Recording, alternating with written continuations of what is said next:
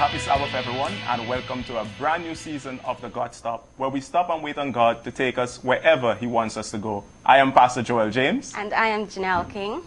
And this evening, we are all about sacrifices. Janelle, that's a strong word, sacrifice. It is. How do you had to make any sacrifices for the week? Well, yes, there's a lot of work to do, so I had to find myself sacrificing a lot of my time. A lot of time, yes. The sacrifice of time. Well, I had to make a sacrifice. I would want to call it a peace offering, where I was in a little bit of a conflict, but I had to, bring a lot.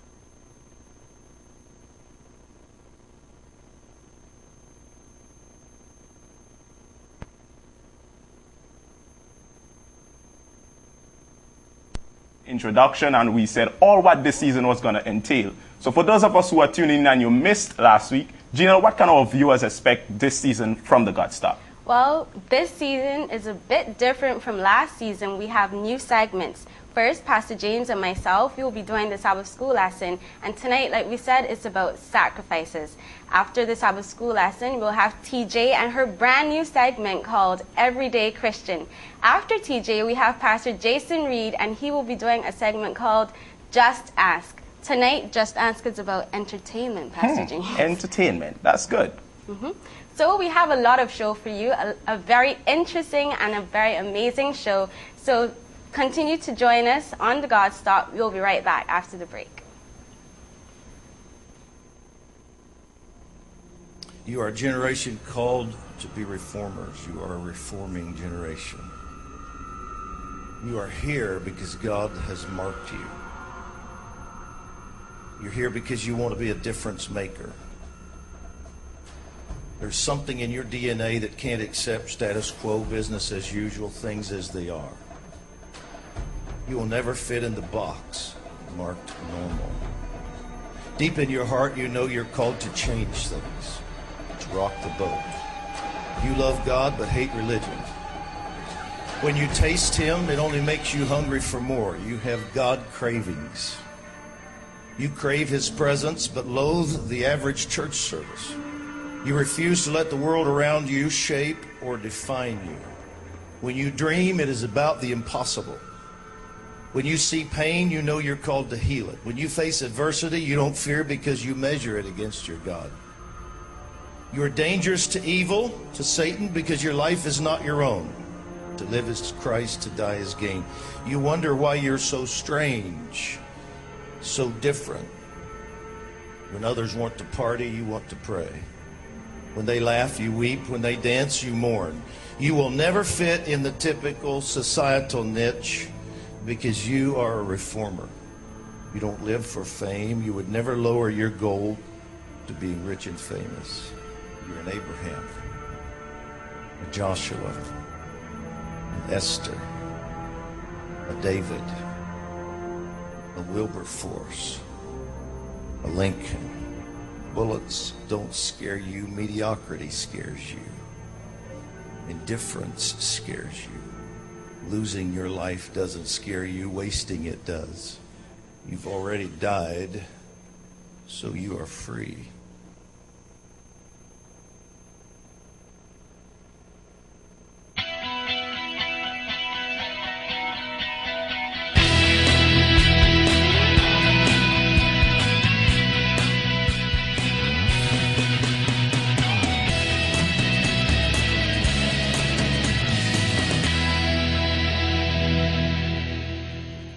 Welcome back to the God Stop. I am Pastor Joel James. And I am Janelle King.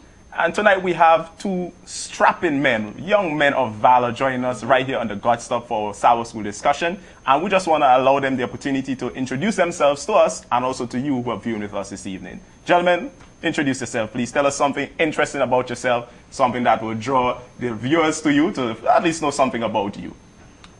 All right. My name is Winfield Knight. I go to church at the Moriah Seventh-day Adventist Church, and I am a pianist and a pharmacist by profession. Oh, very well. Wonderful. That's good.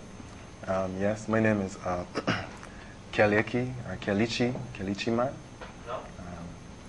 I currently go to school at the UWI, University of the West Indies, and I study economics and management. Wow. Wow. Let's go. Yeah. Winfield and Kalichi. Winfield and Kalichi. Winfield and Kalichi. Yes. Well, it's great to have you in the studio It's great with to be us. here. Yep. And it's great to have you at home with us as well. And don't forget that you can join in any part of our show via Facebook, Skype, or Twitter. Hit us up. We want to hear from you. We'll go straight to this lesson study right now, but first, let's have a word of prayer. Pastor James. Let us pray. Heavenly Father, we are so thankful, Lord, for the blessings of the Sabbath. And we are so thankful, Lord, that as young people we can gather together to discuss your word. Even now as we discuss, we ask for your Holy Spirit guidance and understanding. In Jesus' precious name. Amen. Amen. So sacrifices. What is a sacrifice? Well, if it were up to me, I would say that a sacrifice involves letting go of something that you hold dear, right? Or something that you think you need. Not necessarily that you need it, but is letting go of something that is dear to you or close to you. Wonderful. And Kalichi? Yes, I can also echo what he said in that when you sacrifice something, is giving up something that you feel is important, right? If it is that you sacrifice something and you can actually feel that you've given up something, like something. If you like suppose you say money. If you had a lot of money in your pocket and you probably just gave away $1, that wouldn't be a sacrifice because you won't really feel it. It was like nothing to you. But if it is that you had your only $1 or like $2 and you know that this is something that you're going to need, right? When you give it up, then it's something you can actually feel, right? Wonderful. Pastor James, what are your thoughts? What is a sacrifice? Well, as we looked at the lesson, I understand the concept of sacrifice that we are all talking about, as it is giving something that is dear to you, that it costs something to give. That is true in the essence of sacrifice, but there's one thing that we can all establish or understand of sacrifice. It is really giving of something. And so I will go with that concept of sacrifice being given. It may mean that it is something that is dear to you, and at the same time it could be something that is substitutive but serves a purpose, as we would see coming out of the lesson. Yes. Well, in this week's lesson, we read that the Israelites made sacrifices on a number of occasions and for different circumstances. So it was a widespread concept of sacrifices. How can we apply this same widespread concept of sacrifices to ourselves right now in this daily life? Well, when you look at the Israelites, as you said, they were called to make a lot of sacrifices and a lot of offerings. In fact, on the Monday section in the lesson, it talks about the different types of offerings. They had the burnt offering, they had the grain offering, the peace offering, the purification offering, And the drink offering. And the drink offering. All of these had specific meanings for them.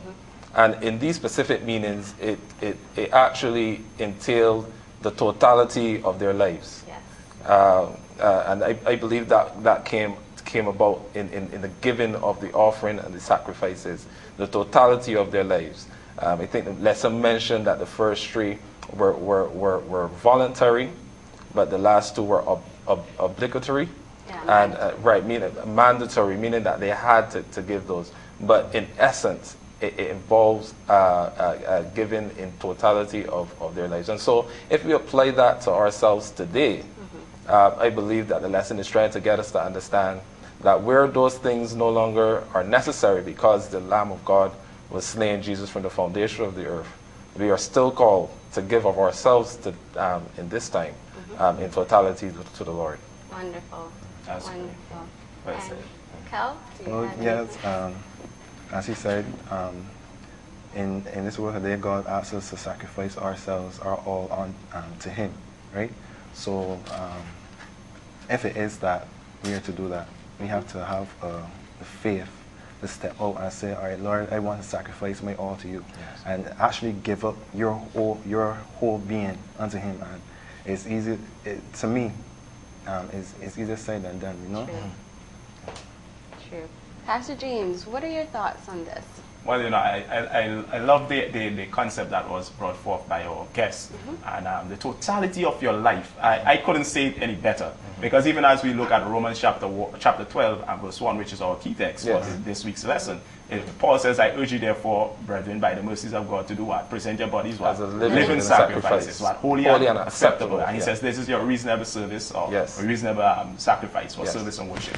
But what we see coming out of there is this concept of totality, living sacrifice. And that's why I liked what you said, the totality of ourselves. Yes, we do not have to bring the lamb and no longer slit the throat on the altar. No longer do we have to go and bring the grains from the field and all of that. But encapsulating our lives and our Christian understanding is this concept where our daily lives, our time, our being, our skills, or all of these things are the things that we bring to God as a sacrifice. And you know what I love about it? It says living. In other words, back then, you could have just done the sacrifice one day or a specific time of the year.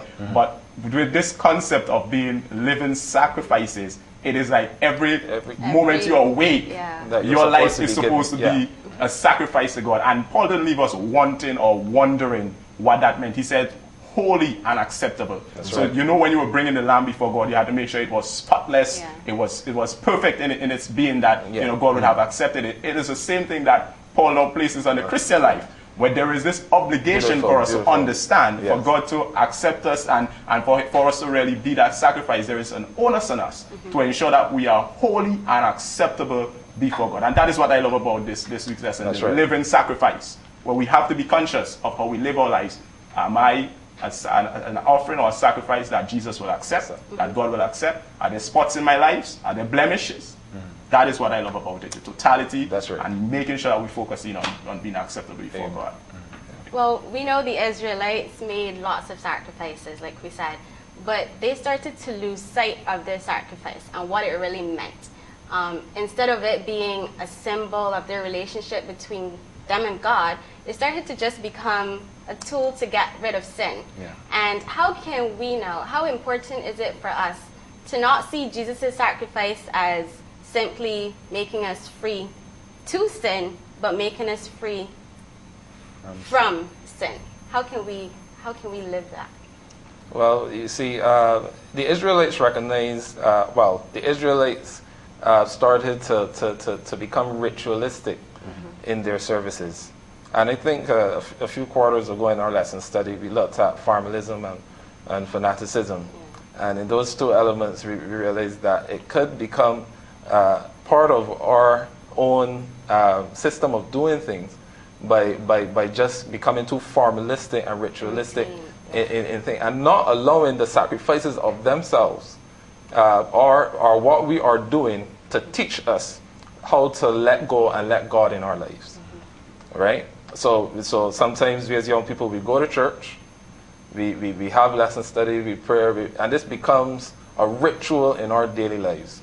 But how are we allowing God and the lessons that we learn when we go to change our lives? We have to become changed. We have to allow God to do what He can do in our lives.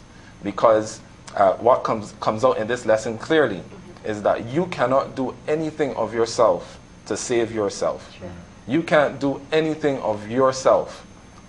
Even look at the example with Abraham on Mount Moriah.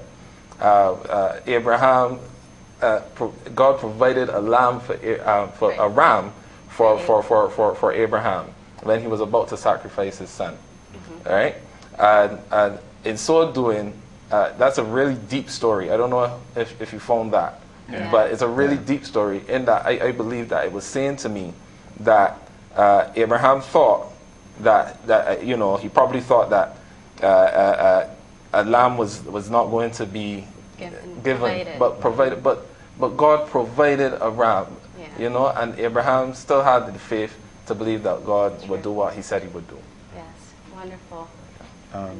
When you talked about the lesson, when you talked about the story of Abraham, right?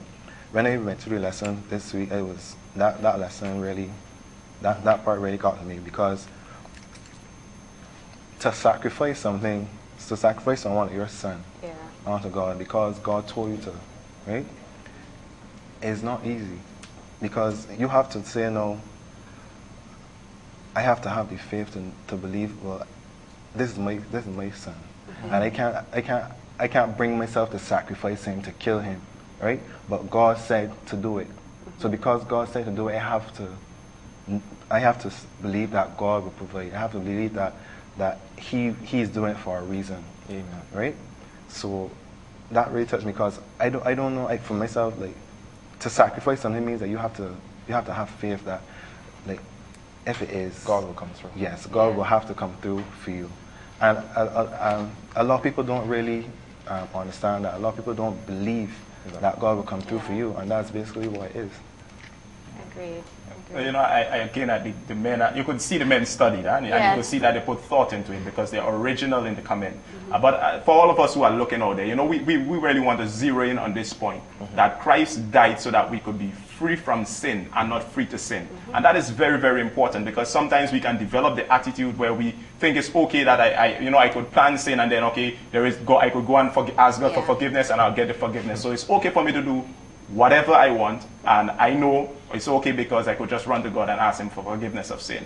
Christ's main purpose for dying was so that we can have salvation, so that we can be free from sin. That's right. Sin is enslavement. So That's there's right. no reason why Christ would die so that we could keep on sinning. Yeah. He died so that we can find forgiveness of sin and have salvation. And so to all of us out there who might, as you develop in your spiritual life, you will see that there was a time probably you were just, complacent with your whole attitude to sin. You just figure, okay, I do something wrong, I can ask God for forgiveness and He will forgive me, because guess what? He already died and His blood was already shed for the remission of sin. But we want you to understand this very fine concept.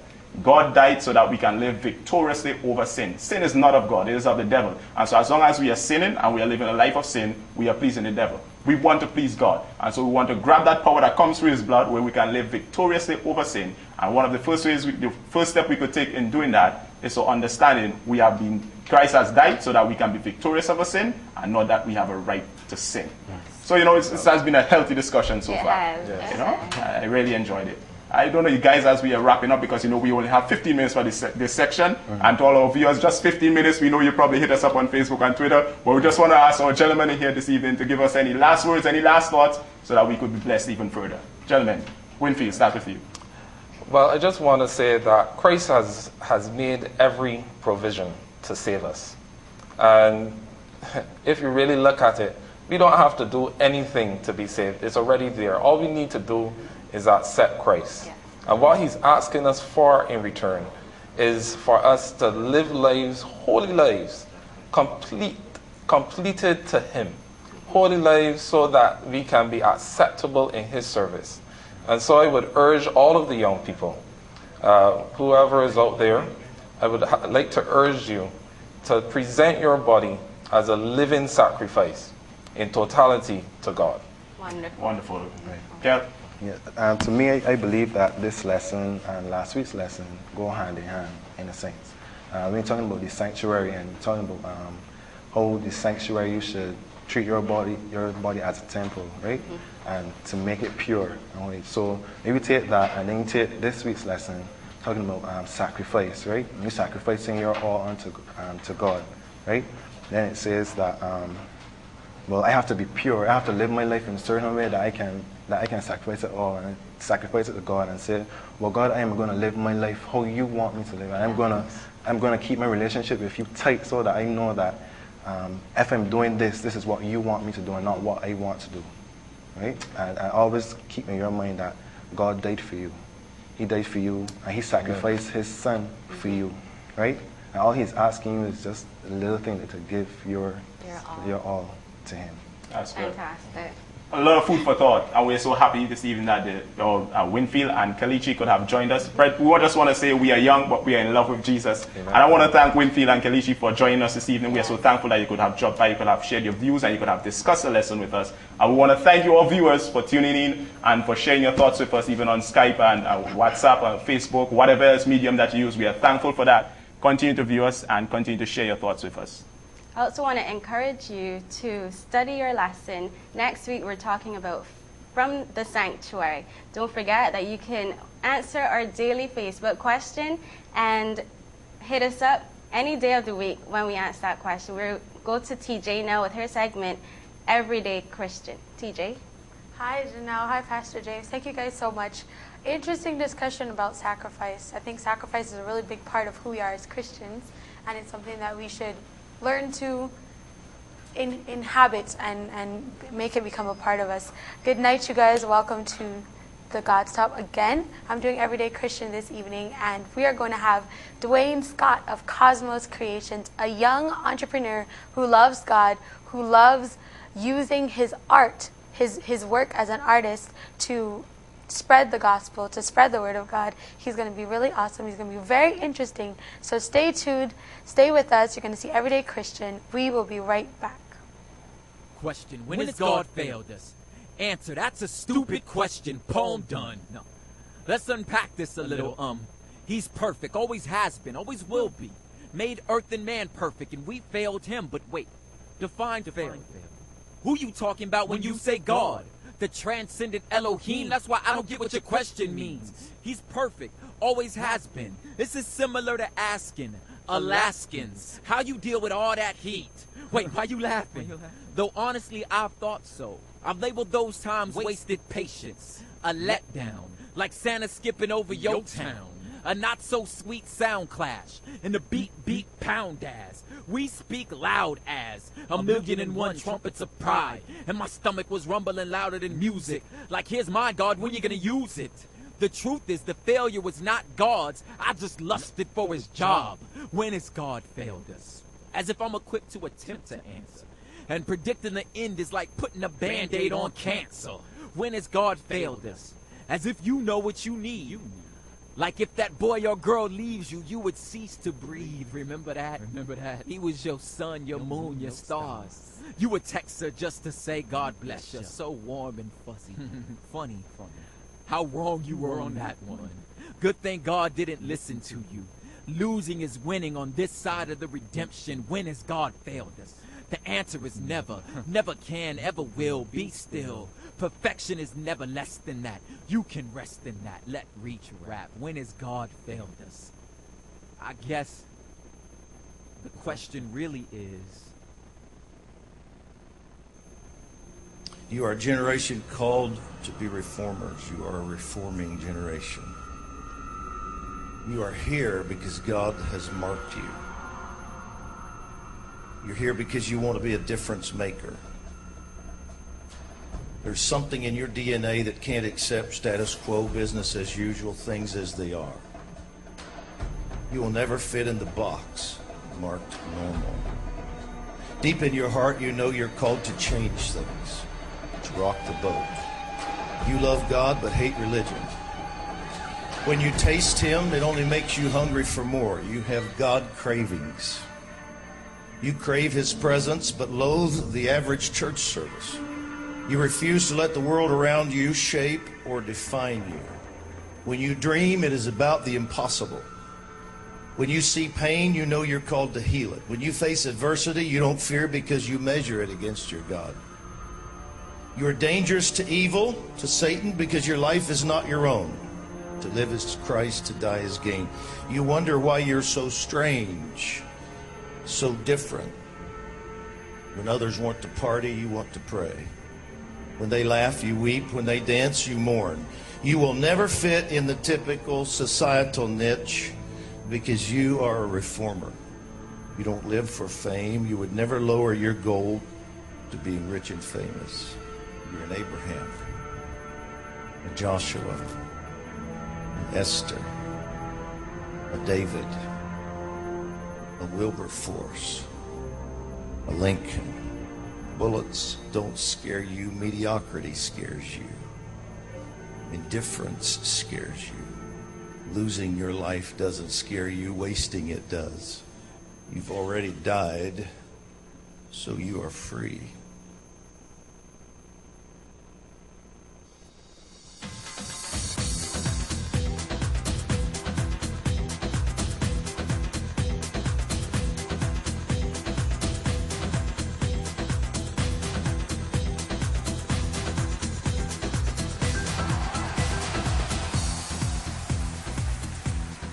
Good evening. Welcome back to the God Stop. I'm Trishatha Jeffrey, and this is Everyday Christian, where I speak with people just like you and I who are going about their daily lives as students, as professionals, as anything basically, but they're going about their lives as a Christian first and foremost. So I speak to them about how their beliefs in Christianity help and aid what they do in their daily lives. So this evening, I have with me Dwayne Scott. He is the founder and owner of Cosmos Creations, a graphic design company, which he's really, really good.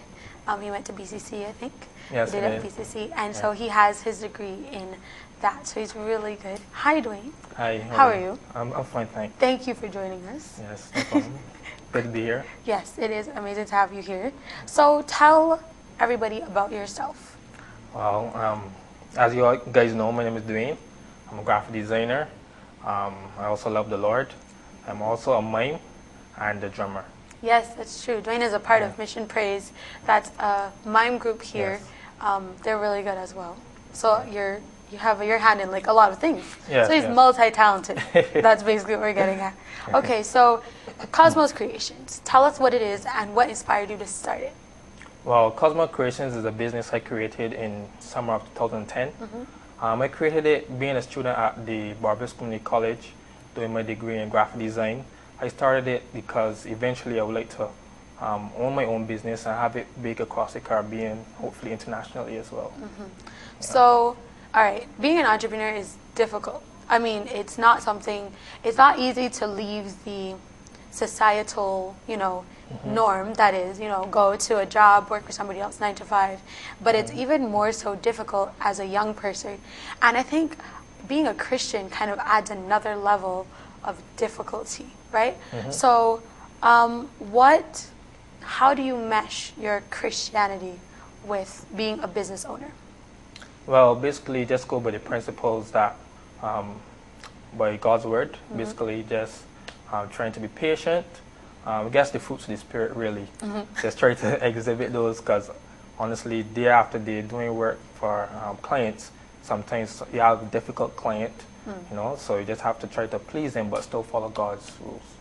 So have you ever come upon any particular situation that you can remember where it was like somebody wanted you to do something that clashed with your beliefs? I won't really say I had those kind of opportunities. Well, hopefully I was blessed, so I didn't have to be in that situation. So I would say I pretty much got good clients and not very much drama, I should say. Oh, that's Right. good. So, okay, overall, if you had to sum up what you have learned in this last 2.5 years, or what has your business helped to make you a stronger Christian? Are there any Christian values that you have learned or have been cemented because of Cosmos Creations? I would say learn to be patient, one. I also learned to always put God first. Even though sometimes you have like a deadline and you have to meet the deadline, and clients call in upset. Like for example, if they give a deadline, some clients will call before asking, "Are you finished yet? You finished yet?" So you just have to be patient and just follow God's commands, really.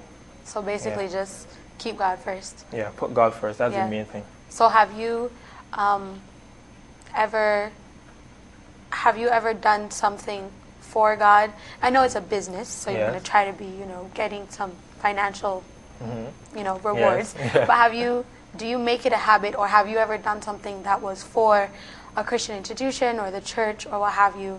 But yes, I did actually. As you guys who may not know, I did the God Stop logo and branding. Yes. Also did the logo for Act Now Drum Ministries. Okay. And for the Naomi project as well. That was a good one. Yeah. Okay. So you are not only saying that you're a Christian, Right. you are making sure that Cosmos Creations is linked to Christian organizations. Yes, it is. That's good. I like that. Yes. So, Dwayne, thank you guys so much for being with us. As I said before, Dwayne is a young entrepreneur. Cosmos Creations is the name of his entrepreneurial venture. And like he said before, he designed our logo, so you guys know that he is talented. So this is just proof that God can use everyday Christians Yes. as talented people to spread the gospel with whatever it is that he has gifted them with. And he certainly gives to Dwayne with graphic design and being an artist, because he's really good at that. So thank you for being with me. I liked interviewing you. I see you all the time, but it's good to talk to you like this. Yes, it's fun to be here. Yes. Thanks, Dwayne. All right, you guys. I'm Trishatha Jeffrey. This has been Everyday Christian. But don't go anywhere. The God Stop has more stuff for you. We have Just Ask with Pastor Reed coming up. He will be speaking to Pastor Anthony Hall and Jamie Cheeseman about the hot topic of entertainment and what we as Christians can do to make sure that the entertainment we do is good. So stay tuned. It's going to be exciting just as it was last week. So stay tuned. We are going to be right back. Question, when has God failed us? Answer, that's a stupid question. Poem done. No. Let's unpack this a little. He's perfect, always has been, always will be. Made earth and man perfect, and we failed him. But wait, define fail. Who you talking about when you say God? The transcendent Elohim. That's why I don't get what your question means. He's perfect, always has been. This is similar to asking Alaskans how you deal with all that heat. Wait, why you laughing? Though honestly, I've thought so. I've labeled those times wasted patience, a letdown, like Santa skipping over your town. A not-so-sweet sound clash, and the beat pound as we speak loud as 1,000,001 trumpets of pride, and my stomach was rumbling louder than music, like here's my God, when you gonna use it? The truth is the failure was not God's, I just lusted for his job. When has God failed us? As if I'm equipped to attempt to answer, and predicting the end is like putting a Band-Aid on cancer. When has God failed us? As if you know what you need. Like if that boy or girl leaves you, you would cease to breathe. Remember that? Remember that? He was your sun, your moon, your stars. You would text her just to say, God bless you. So warm and fuzzy. Funny. How wrong you were on that one. Good thing God didn't listen to you. Losing is winning on this side of the You are a generation called to be reformers. You are a reforming generation. You are here because God has marked you. You're here because you want to be a difference maker. There's something in your DNA that can't accept status quo, business as usual, things as they are. You will never fit in the box marked normal. Deep in your heart, you know you're called to change things, to rock the boat. You love God but hate religion. When you taste him, it only makes you hungry for more. You have God cravings. You crave his presence but loathe the average church service. You refuse to let the world around you shape or define you. When you dream, it is about the impossible. When you see pain, you know you're called to heal it. When you face adversity, you don't fear because you measure it against your God. You are dangerous to evil, to Satan, because your life is not your own. To live is Christ, to die is gain. You wonder why you're so strange, so different. When others want to party, you want to pray. When they laugh, you weep. When they dance, you mourn. You will never fit in the typical societal niche because you are a reformer. You don't live for fame. You would never lower your goal to being rich and famous. You're an Abraham, a Joshua, an Esther, a David, a Wilberforce, a Lincoln.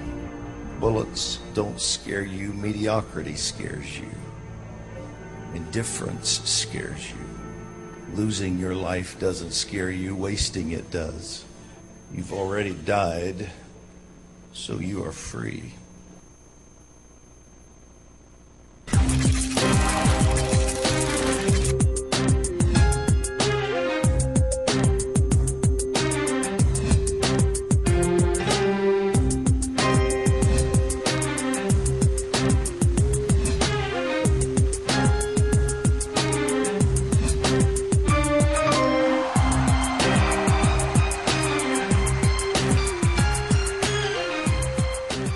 Good night. Welcome back to the God Stop.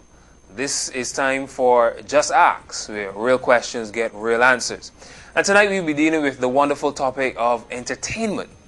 Wow, a very, very, very tricky topic. But tonight we have capable persons to discuss and answer all of your questions. So remember, you can send in your questions on Facebook, on Twitter, and we will address as many as possible.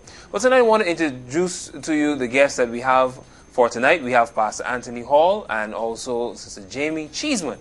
We want them to say a little bit about themselves. Pastor Anthony Hall is also the youth director of the Caribbean Union.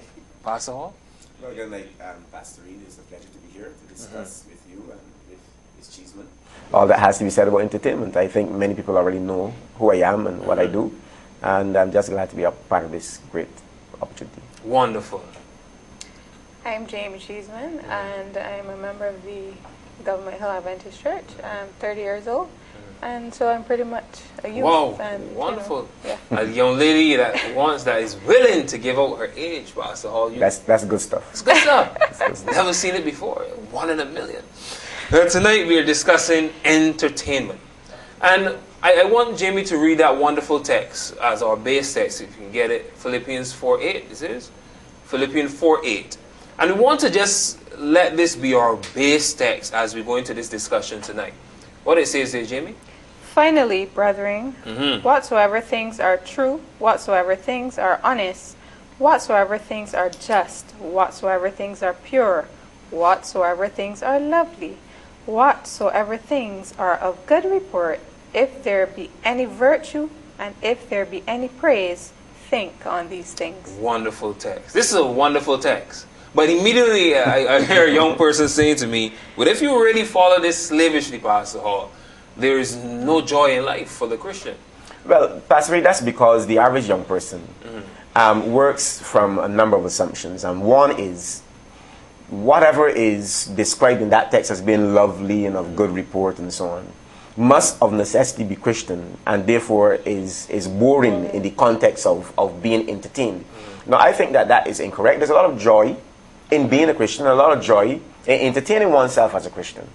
And therefore, we cannot say that we can't enjoy anything, because in the presence of God is the fullness of joy. And I'm a happy Christian. I'm full of entertainment, full of life. I have a good time everywhere I go all day long. Wow, that's interesting. Jamie, what about you? Me too. You actually have to make your own fun. Make your own fun? Be the fun, yes. So no, you're sounding, both of you are sounding like 65 and 70 years old. So the young person ain't really buying what you're saying. Because when we listen to this, and we're talking about entertainment, you listen to this text, is it saying then I can't watch Scandal, I can't watch Twilight, I can't watch Game of Thrones, I can't watch these things? Well, the whole idea of entertainment industry, we have to remember, as a Christian, we have to balance our pleasures with that which makes good sense for Christians to do. Unfortunately, many young people may not have that awareness or understanding of that need for balance. So they want pleasures, and the entertainment industry provides pleasures. The entertainment industry is not about necessarily teaching people to be spiritual, teaching people to be godly or anything like that. So it comes down to having a balance between what I enjoy that makes me happy and excited, and keeping that awareness also that God has limits to what we can enjoy. And as long as we are Christian, there must be limits to what we can do. Christianity does not allow us to do any and everything. But certainly there are good programs on television, good programs on DVD, movies that you can watch. To name a few of those shortly. Jamie, what are your thoughts on that? You agree with what Pastor Hall is saying here tonight? I'm sure there is. Yes, I do actually. I don't know too much about the Twilight and everything you call it. I really don't watch them. I think it's when you look at that, and you're talking about the text and this age-old thing about cinema and going to cinema, is it good to go to the cinema then, do you think? No? Well, I see nothing wrong with it. I actually go. You go to the cinema? Yes, I do. Pastor Hall, wow, I'm coming to you now shortly, but I just want to hear a little more from Jamie. I think they were a little concerned about probably the audience, atmosphere? and so the atmosphere. It's not bad. It's a nice atmosphere. It's not a bad atmosphere. You're in AC, you're there relaxing, watching the movie. I think the concern is what you watch. So you choose wholesome movies to go to watch? Yes, of course. There are some wholesome movies. It's interesting. I'll come back to that shortly. What are your thoughts on that, Pastor? You go to the cinema as well? I have never been to a cinema. I do not go to the cinema, and I will not encourage young people to go to the cinema. To be honest... But Jamie's saying the cinema is clean and nice. Clean and nice, yeah. Well, let me give my perspective. When I was a teenager growing up in the church, our pastor told us we shouldn't go to the cinema. And back then, they gave us 4 or 5 reasons. One, the environment was bad. People curse, people swear, people have sex in the cinema. The pictures are bad, and so on and so forth. Now, what has happened is that cinema has changed over the years.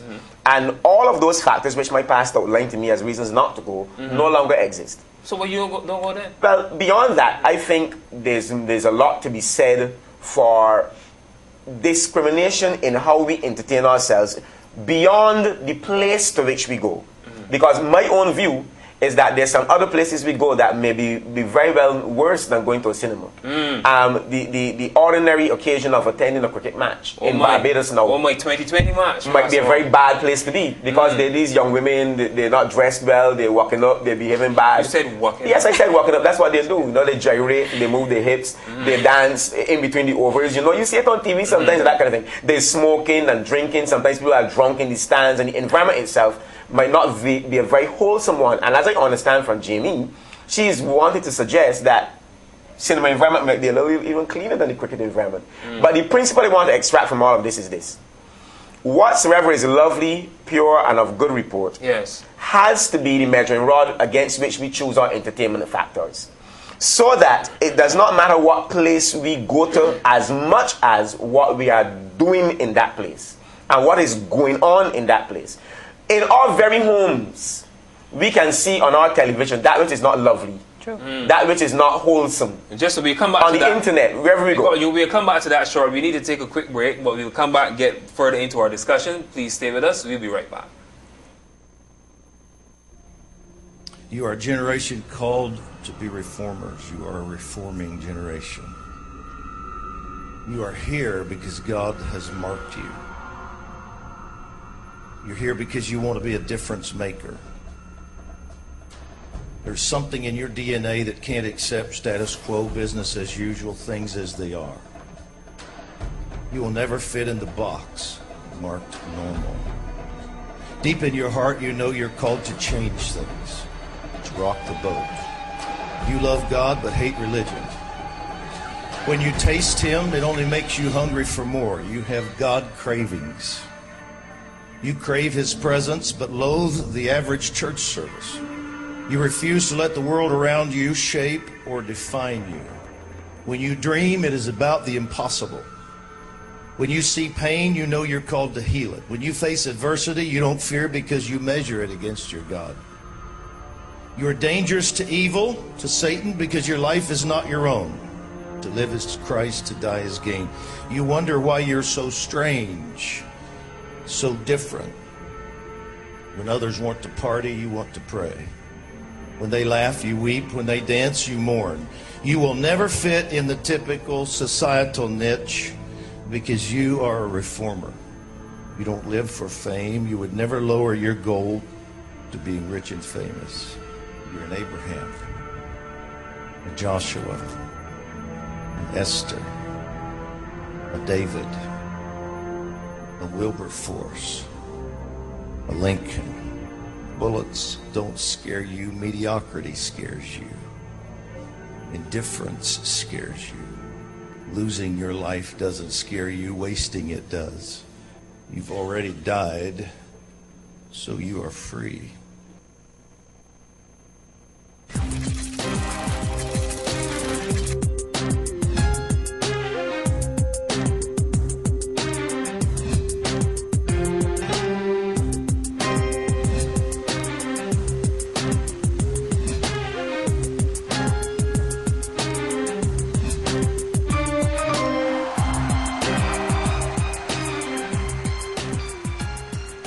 Wonderful. Welcome back. We are continuing on to our discussion.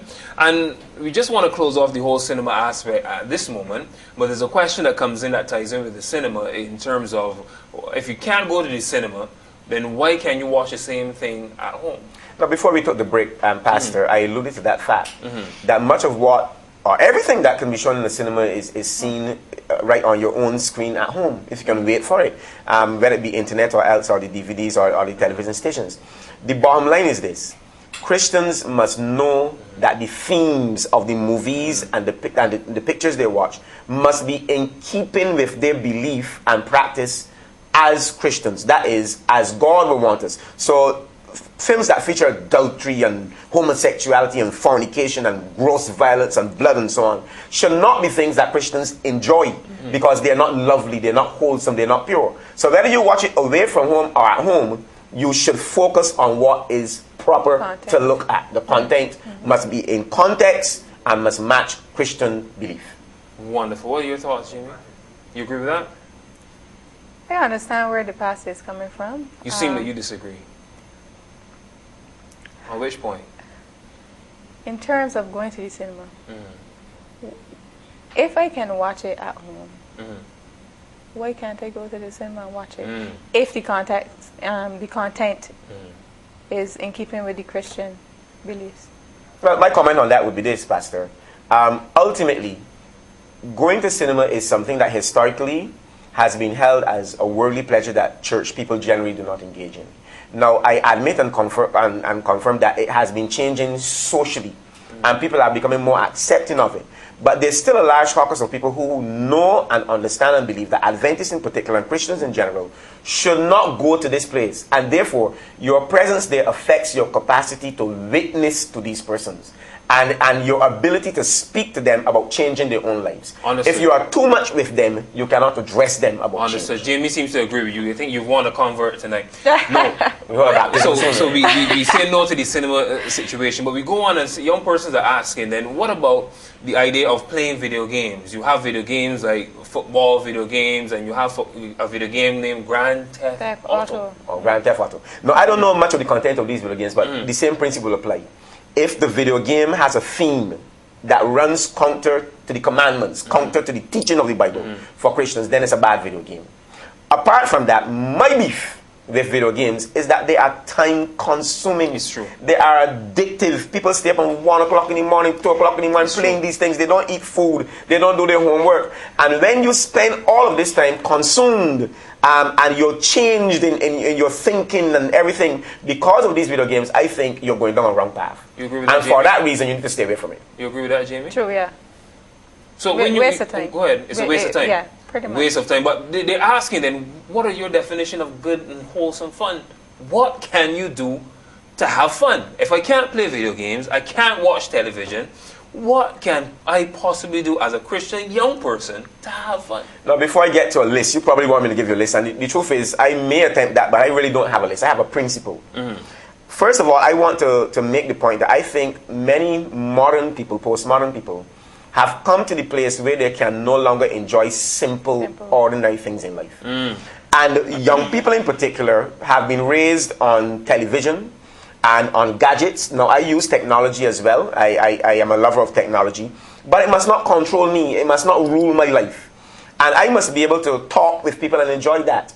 I must be able to go to the beach and enjoy that. I must be able to play a game, whether it is soccer or table tennis or hockey or whatever sport I play, and enjoy that. I must be able to do something creative, write or express myself or go jogging or take a trip or be with friends. And those are the things that are important in life. And if I can only be entertained by looking at a screen or by dancing or by singing, then I think my form of being amused is very limited. I like what you're saying. I like Very what you're limited. saying. I like what you're saying. Jamie, what do you have to add to that? Well, in terms of having fun, I believe, why can't we just plan something ourselves? So what do you do to have fun? So, for instance, have karaoke night, socials, plan something. Have games, I don't know. Instead of consuming, That makes the me happy. contributors. Be contributing. Exactly. Yeah. And that's why they're bored. Instead You're of part of playing the FIFA solution. on the video game, go and run about and kick the football. Actually, I would think that's a better good thing. idea. That's a better You thing. get exercise, you sweat, you put out some toxins, you can entertain others who watch you play. I think that's a better engagement than to actually just play a video game. Now, there's a whole concept of the young person and entertainment saying that church in itself is boring because it's not entertaining. Oh, wow. Right. Wow. They don't want to listen to the preacher preaching for an hour. How can you preach for an hour and 10 minutes? Some people preach for an hour and a half. And the young people are like, this is just wrong. What's going on here? There's no entertainment. There's just boring singing, some hymns that were created in the 1960s or 1820 something. Why should we have to sing these when they have so many popular songs that we can sing and wave our hands and beat our cymbals? What's up with that? Well, first of all, the preaching. I am a youth pastor, and I'm a lengthy preacher. Everybody knows that. You preach for an hour. I preach for an hour. I'm the man of the hour. Every Sabbath, I'm the man of the hour. True. All right? Straight. But the thing about it is this. I would have to side with the young people, because I've sat in church sometimes and listened to some preachers who clearly did not prepare anything, who are rambling, who are telling you a story that you already know before making applications. And while it is, you probably shouldn't have to hear this from a pastor, the reality is that we need our men and women who fill the pulpit on Sabbath morning to do more research, to plan their sermons better. Oh boy, you're going on a very strange road, and to present better than they do. I think that we can give more and give better when we mount the pulpit. Tell more stories that animate, that interest, that capture attention. Use the technology to make your message interesting, whatever the case may be. Jamie, you're shaking. But we cannot remove the sermon from church, no matter what we do. Jamie, you're shaking your head. You agree with Pastor Hall? Yes, I do, actually. It doesn't have to be boring. Animation, capture the youth, the attention. So you guys seem you have a very horrid and torrid time at church on Sabbath. Sometimes. Is it painful? Honestly, sometimes. I mean, you fall asleep, it's just... So wow, well, you're going down a road that is probably going off entertainment a bit, but it's really intriguing in my mind. When you look at the whole idea, so I thought then you would say to me that because of the entertainment craze that our young people have, that anything else outside of that is boring. Even though church is wholesome and good, and the sermon may be good and wholesome, it is still boring because it is not scandal. It is not Twilight. It is not the young, handsome boys that they see on TV. It's some beardy-faced preacher. Pastor Reed, I don't have... You're correct, Pastor. Because we've been fed a debt of entertainment by this thing on television and so on, the video games and all that, we cannot appreciate a person talking and presenting a message. Even to go to school and listen to a teacher, a lecturer at university becomes the same problem. But apart from that I am still suggesting the people who deliver the content on Sabbath morning in what we call a sermon must do better. I'm not holding up myself as the world's best preacher, but I spend a lot of time, and I have not heard young people complaining to me personally that they're not interested in what I have to say. Jamie saying no. So in fact, I sit and deliberately tailor what I want to say, I think, to interest young people, because I'm a youth pastor. And I think every minister needs to do that. Every elder needs to have that concern, particularly as the church is 70% young people. Well, I got you. I'm not sure your thoughts on that. I guess you agree with him as well, Jamie. You do? Yes, I do. So everything you prepare, you have to do something. You prepare for that youth element as well? You should. Well, if not, where are the youth going to go? They're going to leave. Understand, but what about the idea of church being that place where you come for salvation, you come to hear the word, and quite naturally then you should be able to understand the difference between church and home and television. Church and entertainment. Yes. You come to church to hear a message to help you in your Christian journey, regardless of how hype it is. Your purpose for coming to church, isn't it, to hear a word? Well, on one level that is true. But at the same time, we cannot make that an excuse for mediocrity. So I got you, but then you're saying to me that the teachers then would have to start to do some backflips in classes because the teachers are very boring to the children because the children want to see a movie. Well, there's a place for media in church. It must be well organized and well used and well screened. But ultimately, you come to church for salvation and to know God. But the packaging of that and how you present that will either capture people's interest and attention, or they will shut down on you. I got you. Well, let's bring it in but I think that we are feeding a monster here, right? That's my opinion. By trying to appease everybody in terms, especially the whole idea of young people wanting to see things more interesting. So I think we're feeding a monster that we don't have enough food in the world to feed. And we will run out of food very quickly and they will eat us. When we look at the whole idea of entertainment, I hear from you guys, and one of the things that strike me is we talk about cinema a lot, but we forget the things like cricket, where you have the music and the dancing girls. We forget the things like Nifka, probably, and Laugh It Off. Aren't these things the same way? Because when you look at the whole idea of movies sometimes and the portrayals that you see, they're not necessarily wholesome.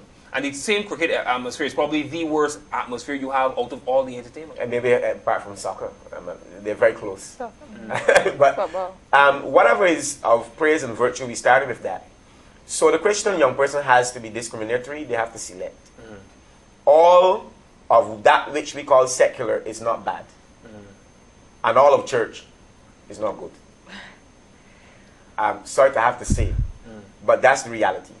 But this must not be made an excuse for worldliness, because it draws you away from Christ. You must be balanced. You must have good joy in your life. But young people must know there are times to be serious. And church is not primarily or at all about entertainment. Thank you. It's about edutainment. Thank you. Thank you. When you leave, you're supposed to know something. You agree with that, Jimmy? Yeah, I do. But still make it interesting for the young people, because you mentioned earlier you come to church to hear a word. If you do not make it, a little interesting, the youth are not going to hear any word, because they're not going to be interested. I got you. But I'm holding out. I'm the enemy of the youth tonight. I am holding out that we are spoiling our young people. We had Bible Boom, Pastor Hall, and the purpose of Bible Boom is to get our young people to do what? Study the Bible. To study the Bible. Yeah. Is it happening? It's a new experience. Well, it was going on for a while, but I think we're trying to bring it home by stages. And this year's Bible Boom, which just finished in St. Martin, we had a wonderful time over there. I have seen growth and development in that which is most important for the project, which is Bible study. So people are catching on. They are growing in it. East Caribbean Conference and Barbados won the union event this year, and I think that has to do with the fact that last year they saw a model, they got involved in it, and they're beginning to catch on as to what it is all about. So it is growing, Pastor. But this thing I want to say to you. I have to disagree with you on that. But let me disagree with you quickly, because we're going to wrap up shortly. We have to wrap up. Time is running out. But I'm going to disagree with you on national television, if we could call it that. What I disagree with you is that when we had our finals, there were, I think, 3 or 4 young persons out of the entire island in our finals. 3. Well, the year before you had one. But yeah, so you're saying you improved because you had 2? Well, but my statement about improvement, remember, I'm capturing 20 plus islands. So I'm not only speaking to the Bajan experience, I'm speaking to the St. Martin experience, the St. Croix experience, the Vincentian experience. So I am seeing a wider picture, and it's growing, it's maturing. Maybe not as much and as fast as I want it to be, but I have hope for this program. I see possibilities. I understand. We have to wrap up. We were talking about entertainment. Our base text would have been Philippians 4:8. In terms of whatsoever things are lovely, true, and honest, and of good report. We looked at that and we're saying, if you want to choose good, wholesome entertainment, follow that text. Follow the principle. If you can say at the end of that particular thing that would have been entertaining you, that it was good, it was wholesome, it was of honest report, then you can say you had a good session.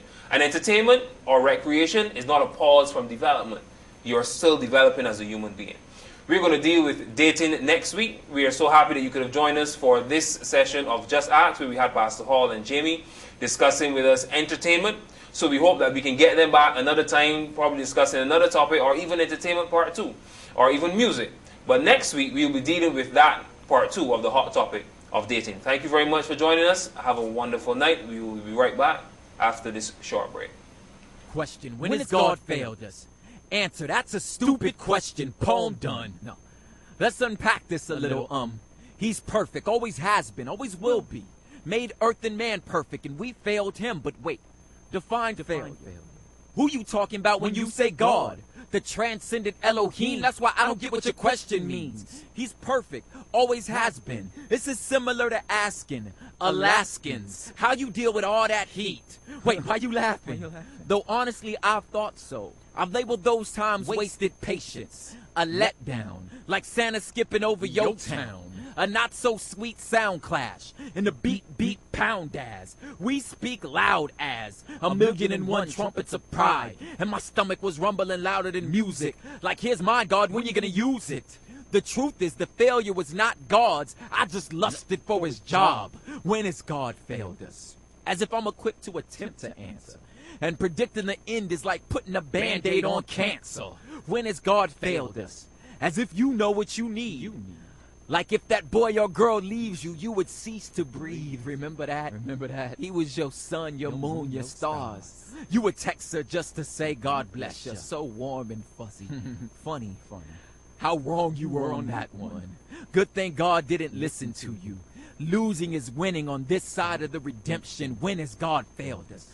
The answer is never. Never can, ever will. Be still. Perfection is never less than that. You can rest in that. Let Reach rap. When has God failed us? I guess the question really is,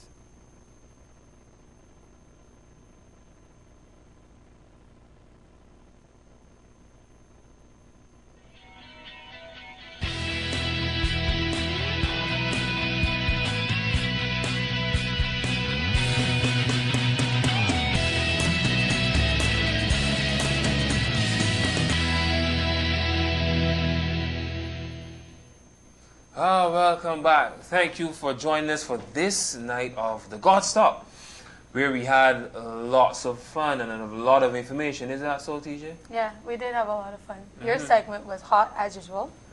It's true. Oh, entertainment, bruising topic of entertainment. Yes, but we had a good Sabbath school session as well. Isn't that so? Yeah. Yes, we did. It was exciting. Sacrifice? Yes, sacrifices. And we had two wonderful young men who were willing to share their insight on what they gathered from the week's lesson. So we want to continue to encourage all our viewers to study the lesson. And remember, we are growing in Christ together. That's the point of the God Stop lesson study, that we can share together as young people, learn and gather what is correct from each other, and grow in Christ. Remember to hit us up on Facebook and also on Twitter. Follow us throughout the week. I will be posting questions on Facebook where you could give your views as well, because, it's just 15 minutes we have for our school lesson study. So we can't do everything, but if you hit us up on Facebook, we can chat all week long, and we can share our views all week long. And next week's lesson is entitled From the Sanctuary. So please study so you can join in our discussion. And that's wholesome entertainment, Janelle, isn't it? Oh, yes, it is. Wholesome.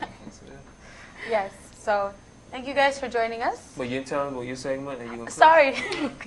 I did Everyday Christian. Dwayne Scott was on Everyday Christian, the owner and founder of Cosmos Creations, a graphic design company. He's a young entrepreneur who loves God, and he uses his love for God in his business. Wonderful. It's really awesome. So if you or anyone else you know wants to be on Everyday Christian, hit us up on Facebook, tweet us, let us know. We'll have you on the show, or on any other segments. You said his name was what, Dwayne? Dwayne Scott. You're bringing him back? I'll bring him back. No, yeah. you shouldn't. No, I won't let you do that. Yeah, but Dwayne, you're a good fella. Nice. Thanks, Dwayne. Yes, but we really had a good time, and this is what we're talking about, wholesome entertainment, where you can learn, you can be educated, you can be drawn closer to Jesus. So we're glad that all of you were able to join us for this section of the God Stop. Next week, we'll be dealing with dating on Just Ask, and I need TJ to be there with me on dating. She's a young lady. She needs to tell us about her dating experiences. And we're dealing with Inside the Sanctuary. You said From the Sanctuary. From the Sanctuary. Yes. Wonderful. So, and who you have next week? We'll talk about later. Okay. Okay. Thank you guys so much for joining us on the God Stop. I'm Jashatha Jeffrey. And I'm Pastor Jason Reed. I am Janelle King. And I'm Pastor Joel James. Thanks for joining us on the God Stop, where we stop and wait for God to take us wherever He wants us to go. Bye. Bye.